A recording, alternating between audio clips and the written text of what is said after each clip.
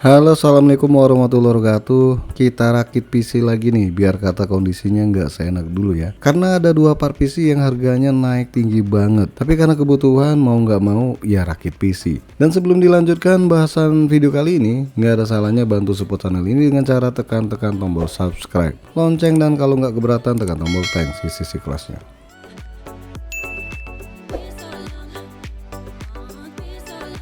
Oh ya, sekedar informasi ya, casing maupun liquid cooler yang ada di rakitan kali ini adalah keinginan yang punya PC. Jadi kalian bisa ambil alternatif casing atau CPU cooler yang jauh lebih murah untuk menekan dada. Maksudnya dana mah, tulisannya mirip sih. Termasuk motherboard yang include wifi. Kalau nggak butuh banget, kalian bisa ngirit lagi dengan mengambil versi yang non wifi. Oke, langsung aja kita bahas part PC-nya. AMD Ryzen 5 5600 Tray 3,5 GHz up to 4,4 GHz 6 core 12 thread. Harga barunya rada naik dikit nih dibandingkan sebelumnya. Sekarang barunya di 1,7 juta 30.000 rupiah dengan garansinya kurang lebih 1 tahun ya. MSI B550M Pro VDH Wi-Fi, harga barunya di 1,6 juta 75.000 rupiah dengan garansi resminya hingga 3 tahun. Kenapa ngambil ini? Ya karena paket komplit. Harga segini udah ada 3 pin ARGB-nya, slot SSD maupun VGA-nya udah Gen 4.0 dan slot M.2 NVMe-nya ada 2 nih. Terus udah 4 slot RAM nih yang support RAM maksimal hingga 128GB DDR4 4400 plus dengan cara XMP. Dan terakhir, udah ada USB-C di bagian depannya nih. Walaupun di bagian belakang nggak ada ya. Tim Delta 16GB 3200 mAh. Harga barunya di 1,5 juta 49.000 rupiah dengan garansi resminya lifetime. Ini jatuhnya naik 2 kali lipat ya dibandingkan harga sebelumnya. Dan alternatifnya kalian bisa ngambil Adata XPG D35G di harga 1,3 jutaan. Tim MP33 512GB NVMe 30, harga barunya sekarang di 919.000 rupiah nih dengan garansi resminya 5 tahun. Mahal banget ya, padahal sebelumnya ini di harga 400 ribuan. Colorful RTX 3050 6GB DDR6, harga barunya di 2,8 juta 82.000 rupiah dengan garansi resminya hingga 3 tahun. Kenapa ngambil ini ya biar ngirit sih ya. Kalau ngambil Nvidia RTX 4060 atau yang 5060, aduh nggak kuat duitnya, kata yang punya PC sih. Dan lagian juga masih cukup nih buat PC editing. Kebetulan teman ini buat edit video ya, nggak terlalu hobi main game. PC cooler YK550H 550W 80 plus bronze. Salah satu power supply yang cukup menarik nih di rentang harga segini. Sayangnya belum full range ya. Oh ya kelupaan, harga barunya ini di 510.000 rupiah dengan garansi resminya di 3 tahun. VBR Z9 harga barunya di 860.000 rupiah. Ukurannya ATK ya dan fiturnya juga cukup komplit. Sayangnya dalam paket penjualan ini nggak ada bonus kipas sama sekali. Cuma bentukan casing ini bikin temen jatuh hati kepada Putri. Maksudnya ke casing ini ya. Olympus Gamma F12 3-in-1 ARGB fan. Harga barunya hanya 178.000 rupiah nih dengan garansi resminya 1 tahun. Sesuai namanya kalian dapat 3 kipas ARGB dalam paket penjualannya. Kerennya sih fan ini udah modular ya. Paradox Gaming Elixir 360 ARGB. Nah di video itu warna putih ya. Cuma kalau lebih enak lagi ya samain aja warnanya warna hitam biar pas dengan casing sama kipasnya. Harga cooler 360 ini hanya di 770.000 rupiah dengan garansi resminya hingga 3 tahun.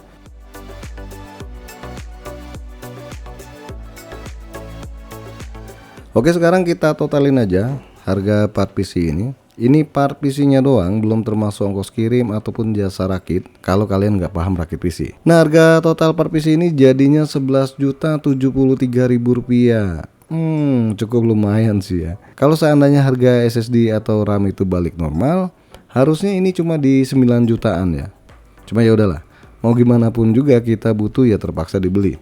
Oke, langsung aja kalian lihat proses ngerakit PC-nya. Untuk settingan BIOS-nya ini cuma mengaktifkan XMP-nya doang ya. Yang lainnya di setting default. Tapi saya kelupaan buat videoin set XMP-nya.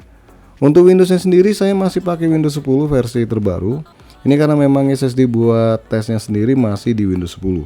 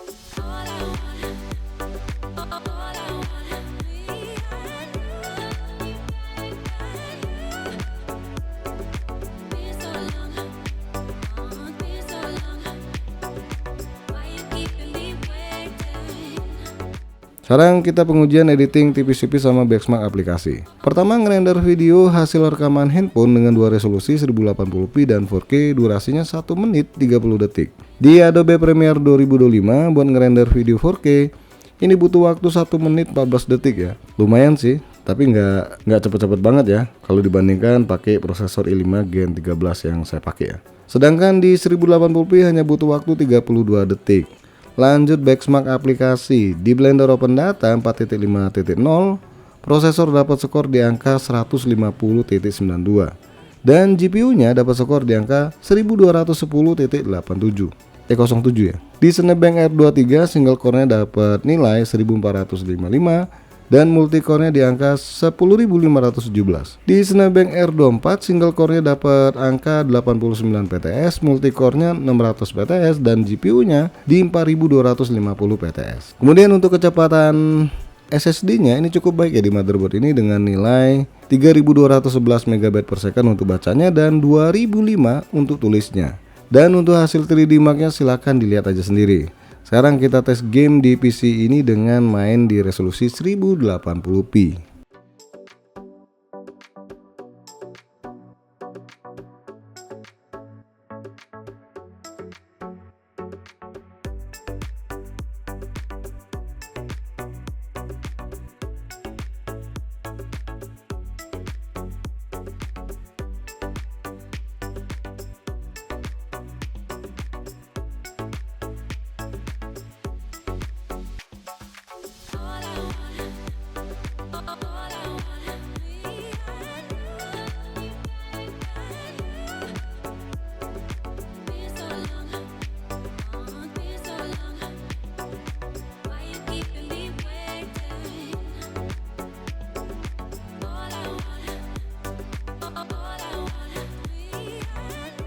PES 26, FIFA 25, MotoGP 25, Forza Horizon 5, Need for Speed Heat, dan Unbound. Untuk pengujian game kali ini saya cuma tes satu settingan doang sih yang oke untuk spek kali ini ya. Pertama game PES 26 dan ini masih oke banget main di settingan high dengan frame rate yang didapat di kisaran 60 hingga 70-an fps. Dropnya pas replay doang sih.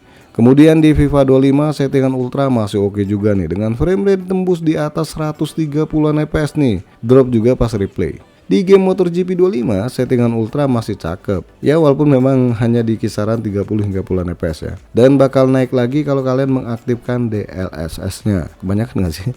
DLSS-nya gitu. Lanjut game Forza Horizon 5, settingan ultra ini masih dapat frame rate di 54 fps. Kemudian di Need for Speed Heat settingan ultra masih di angka 50 hingga 60 fps. Dan terakhir Need for Speed Unbound. Nah di game ini harus puas atau ngalah di settingan high.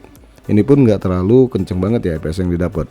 Ya di kisaran 30 hingga 40 fps. Baiknya settingan medium aja sih untuk RTX 3050 6GB ini.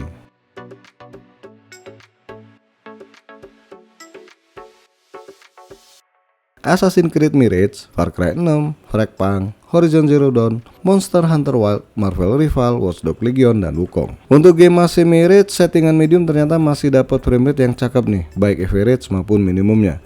Kalau di high, hasilnya kurang memuaskan. Di game Far Cry 6 di settingan ultra masih oke juga, baik average maupun minimumnya. Kemudian di game Frostpunk, settingan epic masih dapat frame rate yang cukup tinggi nih, di 111 fps. Wajar juga sih, game ini tergolong enteng.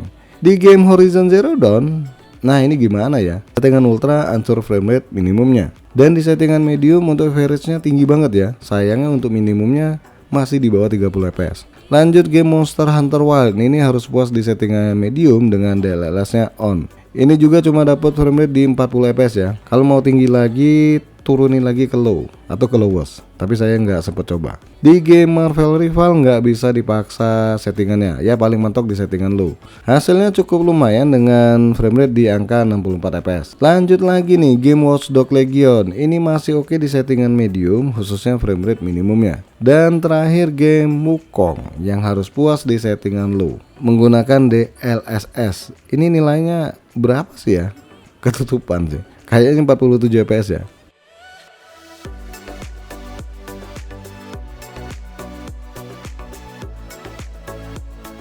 Battlefield 6, Counter-Strike 2, Delta Force, PUBG, The Final, dan Valorant. Untuk game baru ini saya nyoba yang versi free, yang berbayar belum kuat duitnya. Di game ini main di settingan low dan hasilnya cukup lumayan, di angka 50 hingga 60 fps. Untuk game Counter-Strike 2, settingan very high masih dapat frame rate yang tinggi nih, di angka 100 fps lebih, dan bisa tembus 300an fps kalau di settingan low. Di game Delta Force, settingan high masih dapat frame rate yang lumayan di angka 50 hingga 70an fps, dan bakal naik lebih tinggi lagi kalau kalian aktifkan DLSS-nya. Bisa maksimal di ratusan fps ya.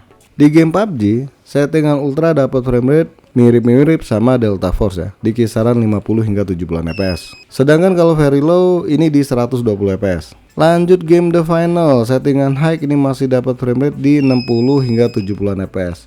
Mati lampu nih. Aduh, bunyi fps-nya. Dan kalau settingan low DLSS on baru dapat ratusan fps. Terakhir game Valorant, settingan high dapat 300an fps, dan kalau low bisa tembus 400an fps. Ini game lebih ke CPU bone sih, dan memang kenceng fps yang didapat kalau di prosesor AMD.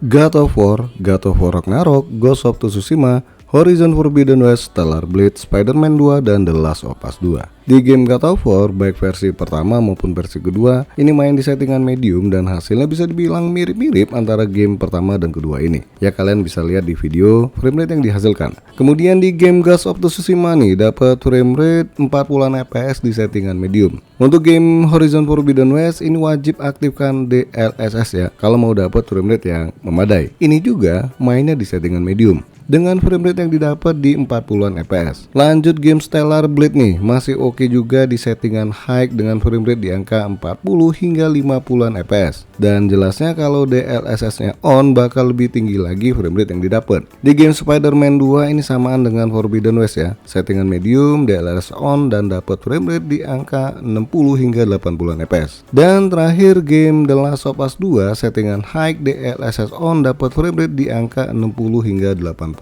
fps.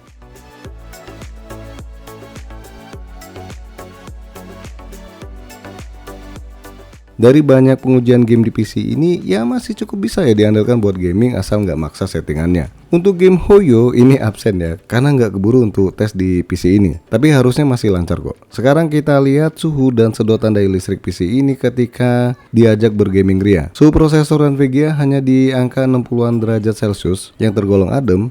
Kemudian untuk baut power draw dari VGA ini kalau di GPU-Z kebacanya di 76 watt. Berarti irit dong. Terus berapa nih sedotan PC ini ketika dibaca wattmeter? Nah tertingginya itu di angka 206 watt kurang lebih ya, dan rata-rata di 180an watt. Irit nggak tuh? Ya hampir mirip laptop gaming sih, di harga 15 jutaan untuk sedotan daya PC-nya. Untuk kedepannya kalian bisa upgrade VGA yang lebih kencang lagi nih, macam Nvidia RTX 5060 ataupun RX 9060 XT di PC kali ini. Oke guys, sampai di sini aja dulu bahasan PC gaming Ryzen 5 5600 dan RTX 3050 kali ini. Jangan lupa support terus channel ini dengan cara subscribe, share, dan makasih sudah mampir di MK Channel.